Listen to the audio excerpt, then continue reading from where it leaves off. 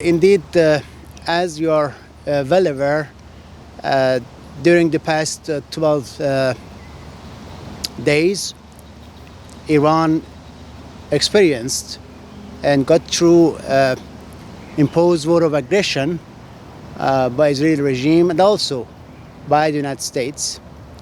And indeed, it happened in clear violation of all fundamental principles of international law, and in particular, Article 2.4 of the Charter of the United Nations.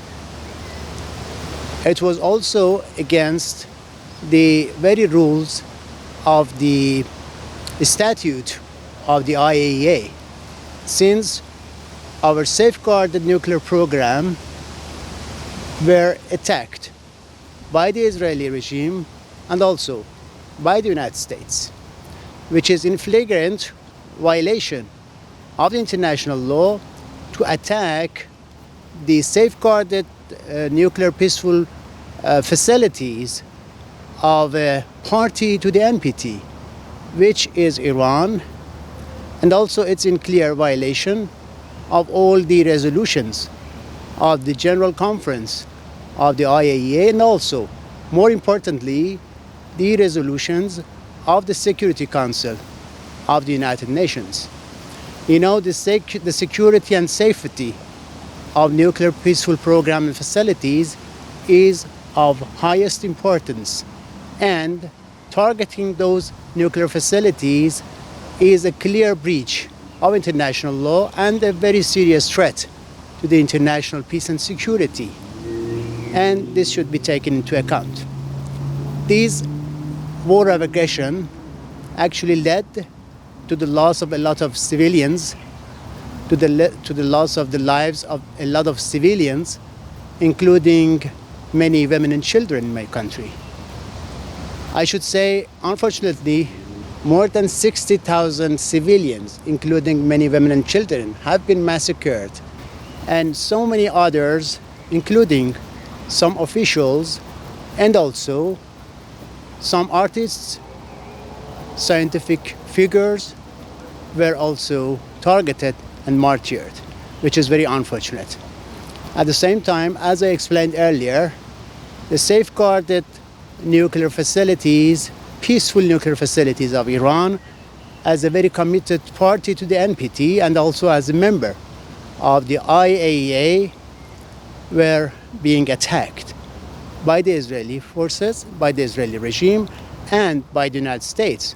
The United States is a permanent member of the Security Council of the United Nations, a body which has been mandated to maintain international peace and security, and is a country with nuclear weapons. At the same time, you know that Iranian nuclear peaceful facilities has been under the supervision of the IAEA for a long time, and we have been in cooperation with the IAEA, and all the program, the peaceful nuclear program of Iran, is being safeguarded and under the supervision of the IAEA. This is the responsibility of the IAEA to protect the nuclear facilities of its members. It's a clear obligation by the international law. At the same time, I should say that during these war of aggressions, many hospitals, residential areas also were being targeted, which is in clear breach of international humanitarian law. Many civilians were killed and massacred, which is very, very unfortunate. I should also say that Iran, in response, exercised its legitimate right to self-defense in accordance with Article 51 of the Charter of the United Nations, and our capable and powerful military forces responded decisively as a matter of defense to all these aggressions, and we somehow make them regret regarding their aggressions. That's why after 12 days, they submitted to a kind of ceasefire.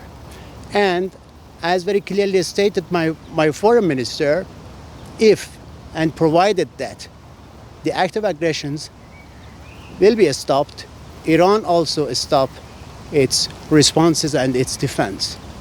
That's a very clear stance at the moment. And we are committed to such a ceasefire, which would be ascertained by our relevant authorities. Indeed, I should reiterate that Iran is not seeking for escalation, not in the region, not beyond. As a matter of fact, Iran was at the negotiating table. Iran constructively was in the route of diplomacy.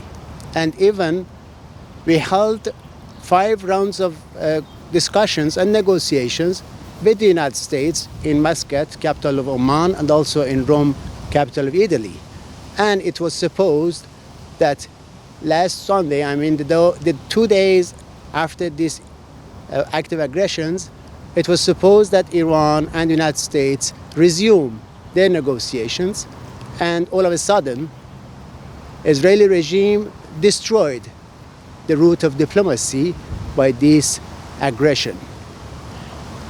And we are this is very unfortunate that the United States, which was negotiating us, also betrayed diplomacy and joined the Israeli regime in targeting and attacking our safeguarded nuclear facilities, which, as I said earlier, are under the supervision of the IAEA at the watchdog of the United Nations. With regard to the attack by the United States against our nuclear facilities, our peaceful nuclear facilities in Natanz, Fordo, and Isfahan, I should say that in response to this aggression and attack, we exercised our right to self-defense, our legitimate right to self-defense in accordance with Article 51 of the Charter of the United Nations, and we very precisely targeted a military base of the United States in the region. At the same time, we assured the state of Qatar, our friendly and brotherly state of Qatar, which we maintain a very excellent relationship, that we do not intend to violate their sovereignty. We just want to somehow, in exercising our right to self-defense, to target just a military base of the United States in the region. That's very clear, and we have stated very clearly as by my foreign minister. We are looking for a sort of stability and prosperity for each and every country in the region, and we are going in that direction. Indeed, as I said, we cannot negotiate under the attack. First of all, the aggressions should be stopped, and the sort of actually normalcy could be prevailed, and then we will see what we can do for diplomacy. It's in the later stage, provided that we ascertain that the ceasefire and stopping the aggression would be certified. Indeed, I should reiterate that we want the stability and security in our region, but the problem is that Israeli regime, an entity which is not party to none of the disarmament agreements, is not party to the NPT, and also an entity which has invaded almost all its neighbors, launched this aggression against our people and our nation.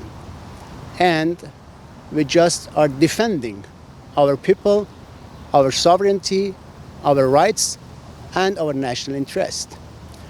We have seen before the very aggressive and brutal nature of Israeli regime in Gaza Strip, which during the past 1.5 years more than 60 civilians have been massacred, including many women and children, and a sort of genocide has been taking place over there.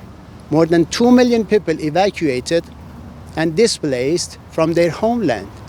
It is unimaginable that such a regime with this attitude and with this aggression could go forward without any strong condemnation by the international community. We urge all responsible members of the United Nations and all members of the United Nations to condemn unequivocally this act of aggressions by Israeli regime. This is our request to all members of the United Nations and especially the Republic of Slovakia. As I said before, we request all responsible members of the international community, all members, state parties to the United Nations and the IAEA member states to condemn unequivocally and strongly this act of aggression, which is in clear violation of the Charter of the United Nations, very fundamental principles of international law, and also the statute of the IAEA by Israeli regime. This should be done, and this could contribute to more stability, and it is the responsibility also of the IAEA to do everything for safeguarding and protecting the nuclear facilities of its member states. I think the international community has a very vital responsibility to contribute to the protection of the national interest of the members and parties to the NPT.